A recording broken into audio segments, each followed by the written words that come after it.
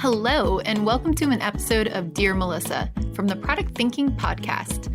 The lines are now open, and we're ready to answer your most pressing product questions.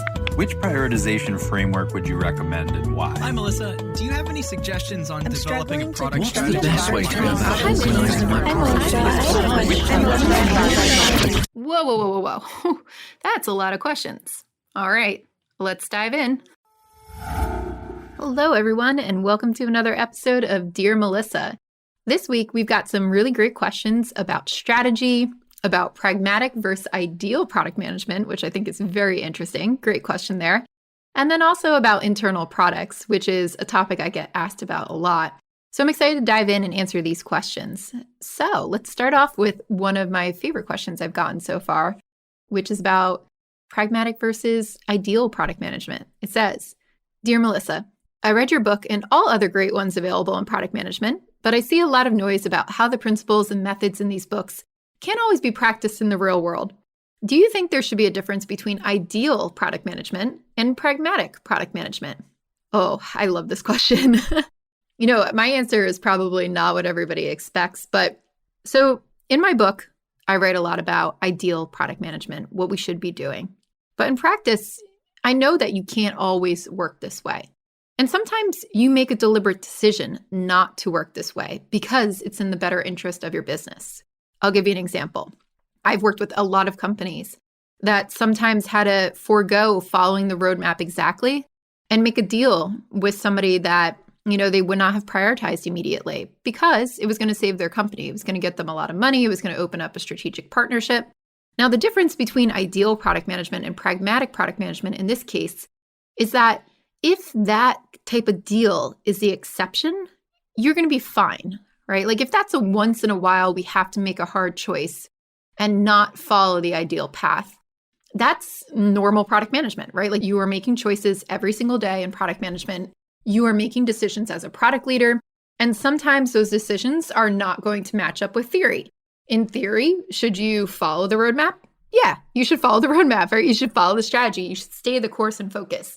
In reality, sometimes you make a deliberate decision that says, you know what, I think it's in the best interest of our business, for our customers, maybe to win over somebody on the sales team, to foster relationships, to say, you know what, we have to make an exception here and we have to go a different way.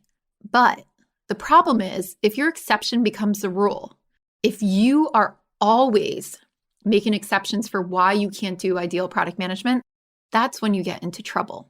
Many companies can work the way that I outline in my book. You should be experimenting. You should be learning about your customers. You should be setting strategy. You should be doing product operations. You should be building a culture of learning, all of these wonderful things. You might not be able to do it right now. You might be working your way there. You might be at a point of transition where your company is getting started with product management, or you are, building your product management team, or you're transitioning from, an older way of working in IT services or something like that and trying to stand up better strategic product management. Are you going to be able to do ideal product management out of the gate? No, that's not practical. You're going to have to start small and build up that practice. But once you get there, should you be practicing ideal product management? Hopefully you're doing it like 90, 95% of the time. That other 5%, right? Maybe you have to make those trade-offs that we just talked about because there are business decisions that are bigger than the ideal. Right? There are factors that are in play that are not just about following, a rote recipe. And I think that's true for any organization. So the way that I would judge it and make sure that you're not straying too far off of an ideal path is look at the things that you're making exceptions for. Are you always making an exception when it comes to experimentation, for instance? Like if you're always going, well, we're a really big company and we can't get in touch with our customers, so I guess the exception should be that we're not going to do customer interviews ever. Like, no, that's not good. That's not good. You need to be able to talk to your customers. And in this case, it's not like, hey, we're special. We can't talk to our customers. Like you have to figure out how to put that into place. And I hear the we're special thing from companies all the time. I'm going to tell you this right now, and you probably don't want to hear it, but every company thinks they're special and you're not. Do you have to adapt product management to fit you? Yes. But there are certain things that every company needs to do. Talk to the customers, set a strategy, experiment to learn. The experiments that you do run could be drastically different. A B2C experiment is going to be different than B2B. But should you be testing things? Yeah, you should be testing things.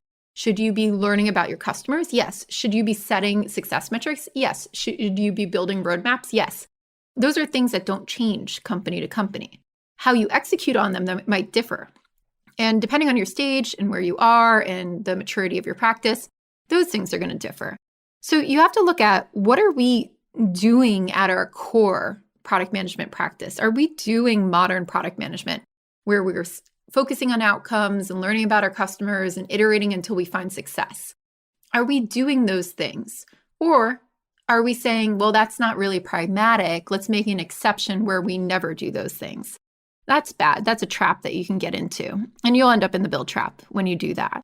So I think that's the way to look at it. Like, are we doing good product management 99% of the time? The exceptions that we do make, are they always for the same thing? And are we using an excuse that, oh, that just won't work here? Or, oh, we're special, so we can't do that, to get around doing those things? In that case, I think that's a culture problem. I think that's a problem with your product management practice. I don't think that's good. I think you should be examining that and really looking at how can you bring those things back into your practice. But yeah, you're going to have to make trade-offs sometimes. I've seen many chief product officers make deals that they didn't necessarily want to make, but they had to give in at that time because it was the right thing to do for the business. You can only make a plan that goes so far. You can only decide things to a certain point, but relationships and people and circumstances of businesses, they all come into play when it comes to execution. That's why we need experienced leaders in our organizations to make those tough decisions. And I think we also have to make them explicitly. Like, we have to sit down as an organization and say, we know this isn't ideal. We know this isn't right, but we have to do it this time because X, Y, and Z. And we decide going in there with very clear eyes that this is the right thing to do in this situation. In that case, it's totally fine. And that is how business gets done every single day. But if you're doing that every day, if you're doing that every week, if everything seems like an exception, then you're going to run into problems. So it's a really good question on that. Pragmatic product management, definitely a way to go, but don't fool yourselves into thinking that everything's an exception to the rule. That's my thought and advice there. All right, we're going to move on to the next question about internal product management, which I really like. So, dear Melissa, I'm an internal product manager, and there isn't much out there related to managing an internal product.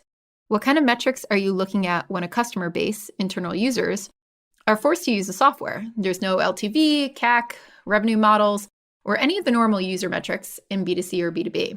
Fantastic question. I don't know if a lot of people know this, but I got my start doing a lot of internal products. When I was at OpenSky, internal products was my thing. That's what I did. I ran all of the back-end e-commerce tools and all my users sat around me. And there used to be a line of everybody in the company at my desk asking for new functionality. And that's because my product sucked at the beginning and it got better as we kept going along and I got better at doing product management. But I love internal products. I think they're so valuable to companies. And when you're building an internal product, you have to remember that there's always value to internal products. And the trick to figuring out what is the right metrics to use for success or what are the right metrics to measure is getting back to that value. So everything in our business comes back down to cost and it comes back down to revenue. And internal products could do either one of those. A lot of times we only think that they do cost, but they could also be revenue drivers as well. So you have to figure out, is your internal products a factor of saving costs or is it a factor of driving revenue? Or sometimes it's a little bit of both. So let's think about that, right? The tools that are cost savings, they usually save time, they streamline operations, they automate things, they make things more efficient. And you can measure efficiency usually in time savings, in cost of people doing this, and being able to deliver value to the user faster. But sometimes tools that look like internal tools also boost revenue. So here's an example, right? Let's pretend you work at a bank and you are creating a way for the advisors at the bank to suggest better products to their clients. Now, your user in this case is the advisor at the bank, the person who works with you. But they're advising different products using the algorithms and all the tools that you make to suggest something better for the customer. So there's a direct line to better revenue or more adoption of products right there. But you may get into the trap of thinking, well, my user has to use this, and they are the advisor at the bank. And you're like, okay, maybe they do have to use it, but maybe they don't, right? Maybe you think they have to use it, but maybe this person is looking at your product going, hey, it actually sucks and it doesn't help me make better choices or better decisions on behalf of my customer because I know them better than the software knows them. So they're actually working around your internal tool to make those recommendations themselves, and they're not making the same recommendations as you suggested. Oh, interesting, right? Now we've got different things to measure. Now we have to go out there and figure out, is our product actually performing and suggesting better recommendations for our customers? That's where I would start, right? Like, how do we break down your product that you're building into what is the value for it? What is the value for the business? What is the value for the user who's actually using it? And then try to extrapolate that into what to measure. You can measure usage as well, but you're going to have to also monitor people, just like I mentioned with the advisor in the bank, to see if they're working around your product. I have met so many teams where somebody's working around their product. They're like, oh, they have to use it. And they go out in the field and they sit with their customers. And guess what? They are not using it. I've watched so many people. Like one of my more recent one was working in healthcare, where we had doctors writing things down on paper because the system was so hard to use. So this happens all the time. You may think it doesn't happen to you, but it does happen all the time. Did you know I have a course for product managers that you could take? It's called Product Institute. Over the past 7 years, I've been working with individuals, teams, and companies to upskill their product chops through my fully online school. We have an ever-growing list of courses to help you work through your current product dilemma.